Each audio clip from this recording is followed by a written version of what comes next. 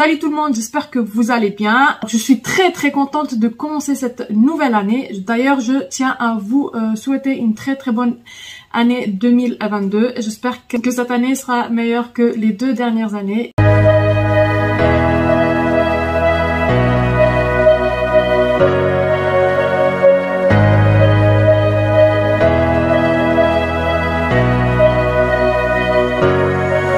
Je vais crash tester cette machine qui est proposée par Lidl. D'ailleurs, je tiens à dire un grand merci à ma copine Firouz qui m'a prêté sa machine. Elle l'a acheté le 26 ou le 27 et elle a eu la gentillesse de me prêter cette machine. J'aime beaucoup tester les machines. Je suis une passionnée de ce genre de choses. Il y en a qui sont passionnés de maquillage, de plein d'autres choses, et moi je suis passionnée par la couture et j'aime beaucoup tester les machines. Donc dès que j'ai l'occasion de vous tester ou de crash tester des machines, je le partage avec vous. Donc c'est la machine Element by Pfaff, vendue au prix de 180 €, mais ces derniers temps elle était à moins 20 €. Je pense elle a payé 160 € au lieu de 180 €. La dernière fois quand j'ai crash testé la mini machine à coudre, et sur Instagram, Pfaff, ils ont mis une petite remarque comme quoi cette série de machines, elle est fabriquée spécialement pour Lidl. Voilà. Donc moi, quand je vois Pfaff, je comprends que c'est Pfaff qui fabrique ces machines. En tout cas, on va tester cette machine. Je vais déballer devant vous.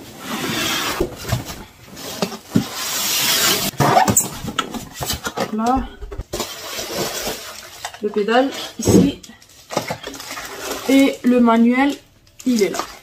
Donc, alors la machine, elle n'est pas très lourde, elle est légère, comme la mienne d'ailleurs. De toute façon, les nouvelles machines sont fabriquées, c'est-à-dire l'extérieur de la machine est fait avec du plastique, contrairement à avant.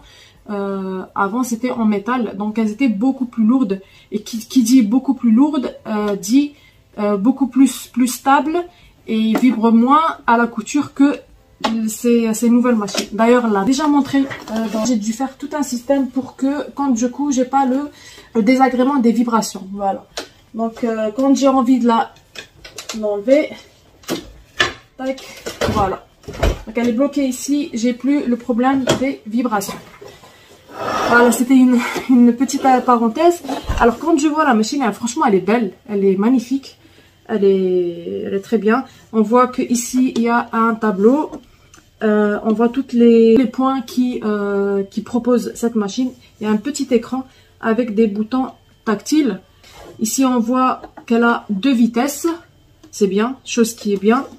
Ici c'est la position de l'aiguille, c'est-à-dire aiguille plantée ou aiguille à l'extérieur. Point d'arrêt, une marche arrière.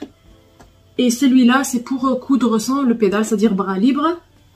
Voilà, la tension du fil, elle est ici. Ici, c'est porte-canette pour enfiler la canette. On a la poignée, chose qui est bien, je trouve. C'est bien parce que la mienne, elle a un système beaucoup, je trouve que c'est plus pratique.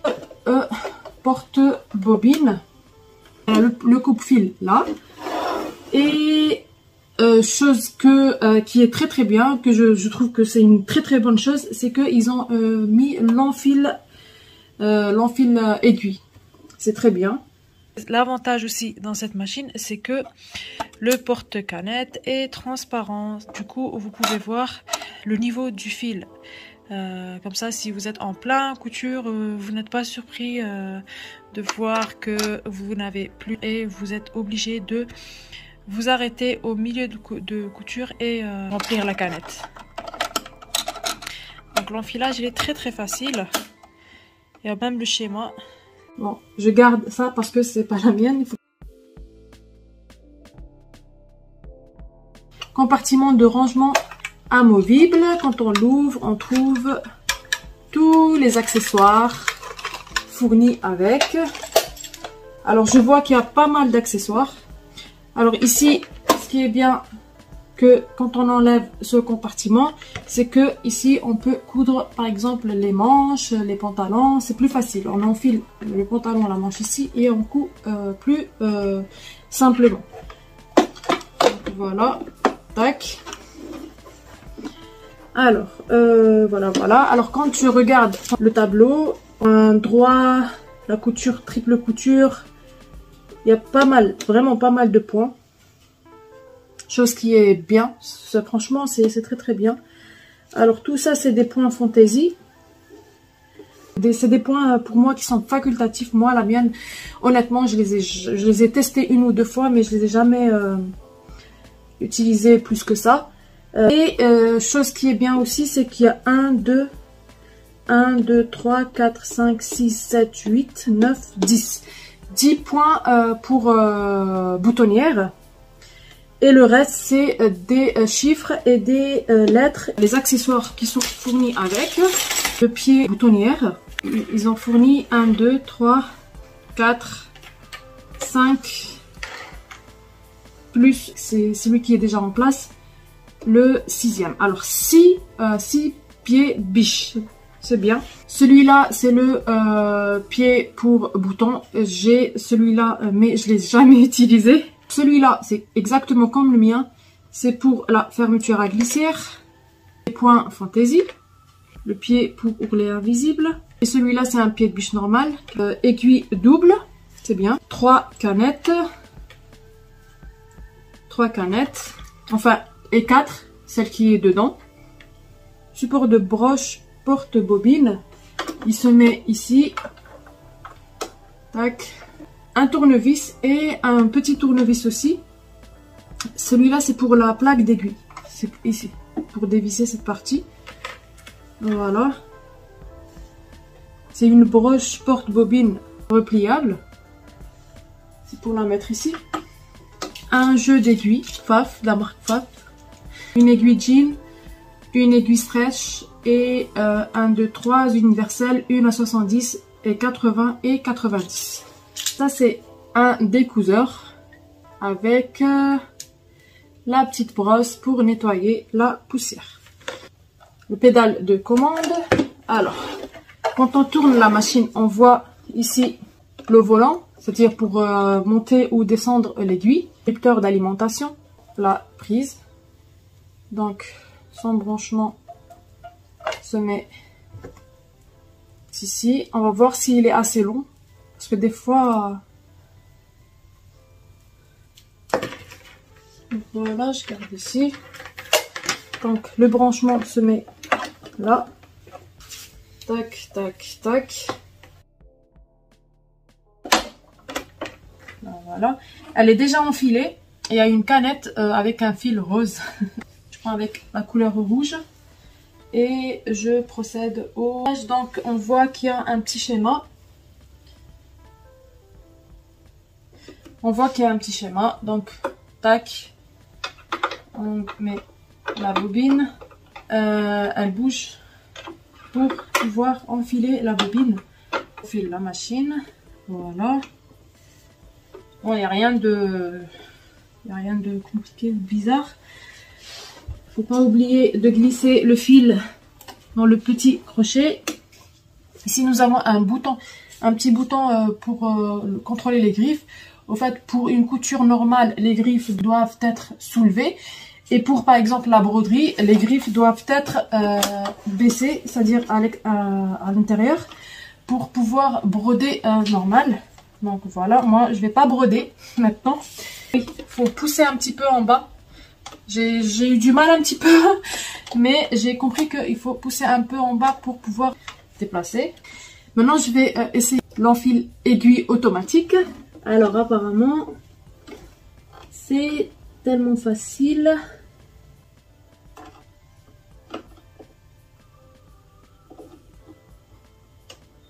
Trop bien, j'ai compris.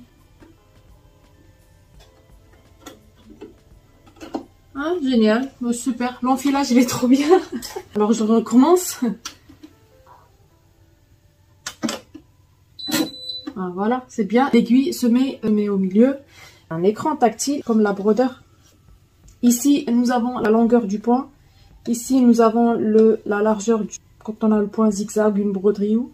Ici, c'est la longueur et la largeur. La position de l'aiguille. Pour sélectionner les points, pour choisir les points. Donc, par exemple, si je veux choisir le numéro 3, ben, je sélectionne numéro 3. Et on voit que l'aiguille, elle se positionne en fonction du type de point. Ici, c'est pour contrôler la longueur, plus ou moins. Et ici, la largeur. Voilà. Et ça va jusqu'à 7, comme la mienne. Donc voilà. Alors, je vais tester. Je vais faire une couture droite et une couture au zigzag. Un tissu un petit peu épais et du coton. Je vais commencer par celui-là. Donc on va voir la vitesse. Donc il y a 2 vitesses. Donc la tension du fil elle est déjà mise en position 4. Il faut toujours commencer par la position 4, c'est ça, basse pour voir. Alors je sélectionne le point 1, le point droit. Voilà, l'aiguille elle est au milieu. On va voir. Elle fait pas beaucoup de bruit, c'est bien. Donc j'essaie la vitesse.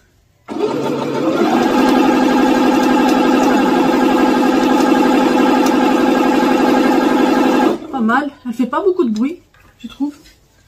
Ça se voit qu'elle n'a pas de poussière à l'intérieur. Parce que la mienne, au bout de quelques années d'utilisation, on sent un peu de bruit. Bien. La vitesse, elle est bien. Ça vibre, hein. C'est normal. Donc, je vais un petit peu desserrer parce que c'est un petit peu... Voilà. Voilà. Franchement, pas mal. Génial. Elle est bien. Donc, je sélectionne numéro 3 pour le point zigzag. Alors, la largeur, je mets 3, 4 et 4. Ah! Alors, le maximum de la longueur, c'est 3. Donc, voilà, j'ai choisi 3, 3. C'est bien, franchement, pas mal. Je vais choisir par hasard un point décoratif. Quand on sélectionne les points, par exemple, si je sélectionne le point décoratif 66,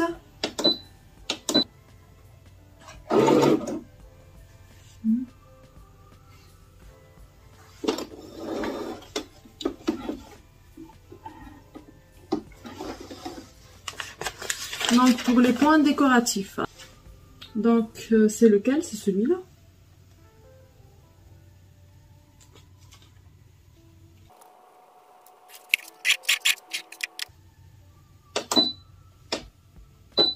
Ah oui, d'accord, j'ai compris.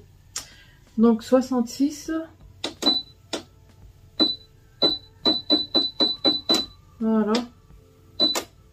Donc ce qui est bien, en fait, quand on appuie fort sur le bouton, ça passe de 10, 20, 30. C'est pas comme tac tac tac tac, c'est-à-dire qu'il faut appuyer plusieurs fois pour passer de 10 à 26. Alors. Ah oui, d'accord. Génial. Ah ouais, pas mal. Franchement, pas mal. La broderie, elle est magnifique. Franchement, pas mal. Je choisis le point 82.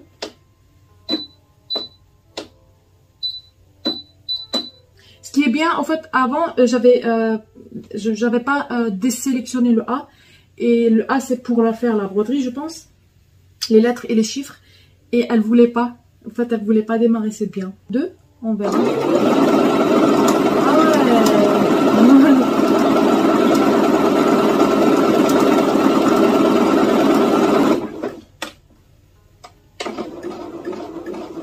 Ah, d'accord. Le point arrêt.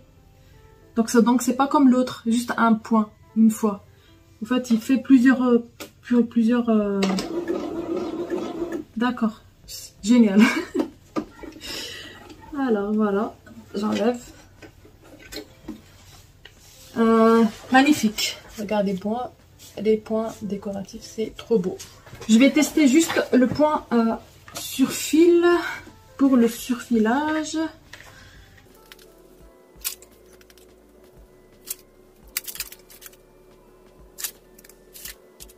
Alors le point de surjet incliné, il y a qui me plaît bien. J'ai le bon pied de biche. Et je sélectionne le point surjet incliné. C'est le numéro 22. De 2. On va voir.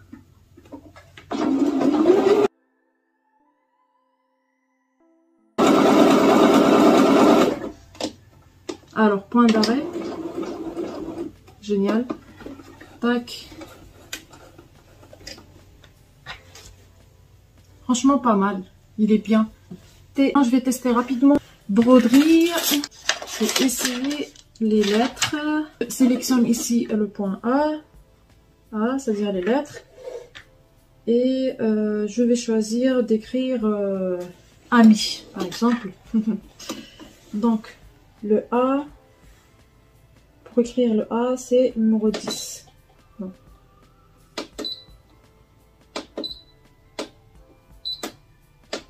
Donc, 10. On va essayer d'écrire le A.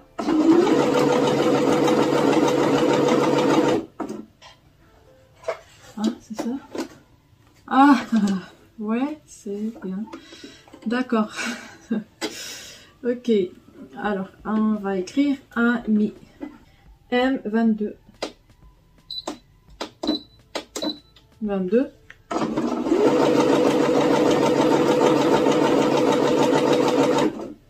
D'accord. Ah ouais. D'accord. En fait, les lettres, elles sont pas très... Le N.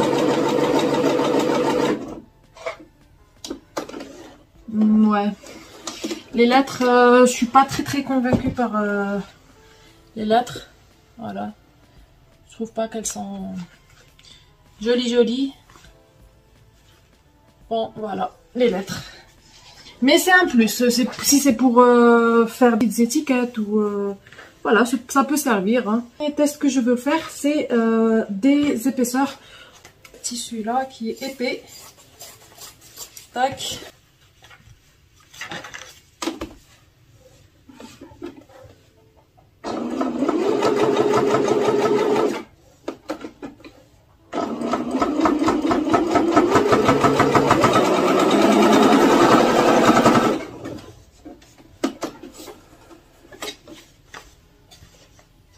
C'est déjà ici, il y a deux couches de tissu et je l'ai plié comme ça. Donc il y a 1, 2, 3, 4. J'ai envie de tester quand même cette partie-là, c'est-à-dire je rajoute encore des épaisseurs pour voir.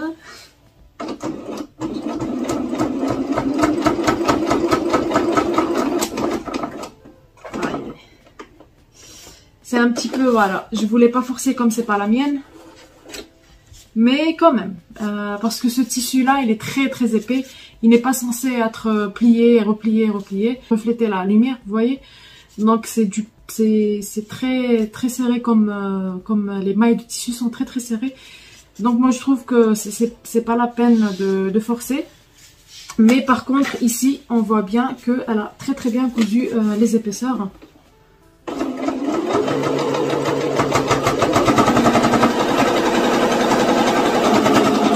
Franchement, pas mal. Pas mal. Elle a très bien cousu les épaisseurs, sans problème. Alors, mon impression générale pour cette machine, je suis mais vraiment épatée de cette machine. Elle a l'air très bien. Pour les débutantes, vous pouvez commencer ou débuter la couture avec une telle machine. Elle est très facile à manipuler. La mise en place, elle est très facile.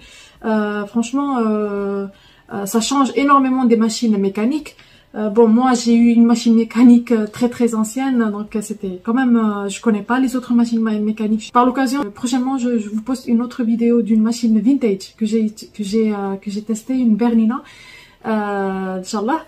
Donc voilà, donc franchement, pour débuter la couture et même pour si vous avez une mécanique et vous avez l'intention d'acheter une autre et vous n'avez pas un grand budget comme pour acheter les autres marques qui coûtent vraiment trop cher, celle-là, elle est, moi je trouve qu'elle est super bien, franchement.